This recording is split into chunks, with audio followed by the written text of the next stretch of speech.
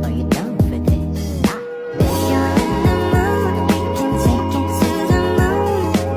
Just like a movie scene, table for two.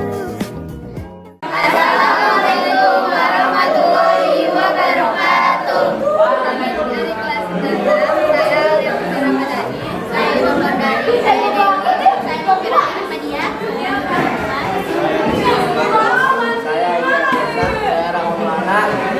Kami dari kelompok 2 akan menjelaskan tentang pencurian data pribadi dan cara mengatasinya. Bahaya pencurian data pribadi dan bagaimana cara mengatasinya. Pencurian data pribadi pun berisiko meningkatkan kerugian secara finansial maupun mental bagi sang korban. Bahaya pencurian data pribadi pun sering digunakan untuk pinjaman online, membobol rekening bank, hingga dompet digital. Bahaya-bahaya ini dapat dipastikan mengintai mereka pengguna internet yang tidak berhati-hati membagikan identitas mereka melalui media sosial.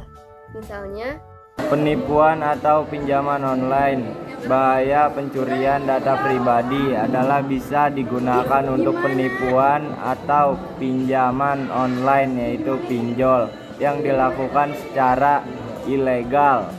Adanya bahaya pencurian data pribadi ini sangat merugikan korban secara finansial. Bahaya pencurian data pribadi secara tidak langsung dan menimbulkan ketakutan psikologi bagi korban. Inilah mengapa menjaga kepentingan data pribadi sangatlah penting. 2. Pemberontakan rekening bank. Bahaya pencurian data pribadi adalah bisa salah gunakan untuk membobol rekening bank.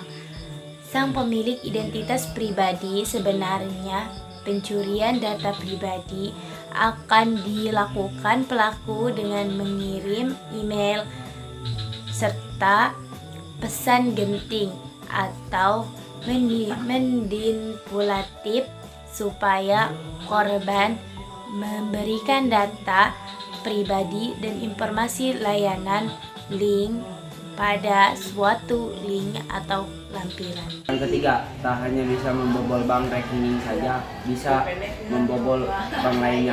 Contohnya Dana, GoPay, Oppo, ShopeePay, dan lain-lainnya. 4. Pemerasan online. Bahaya pencurian data pribadi adalah marak digunakan untuk pemerasan secara online. Pelaku akan mengajak korban melakukan percakapan seksual atau menawarkan layanan video call seks (VCS). Aktivitas ini kemudian direkam digunakan untuk memeras korban dan dampaknya rugi secara finansial. cara mencegah pencurian data pribadi yaitu 1. Berhati-hati saat menggunakan jaringan Wi-Fi. Cara mencegah pencurian data pribadi adalah berhati-hati saat menggunakan jaringan Wi-Fi, terutama ketika menggunakannya di tempat umum dan tidak sengaja menemukan Wi-Fi yang bisa diakses secara gratis.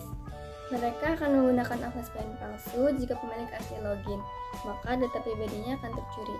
Maka dari itu, cara mencegah pencurian data pribadi adalah hindari akses poin yang berpotensi meminta username, password, dan informasi pribadi lainnya.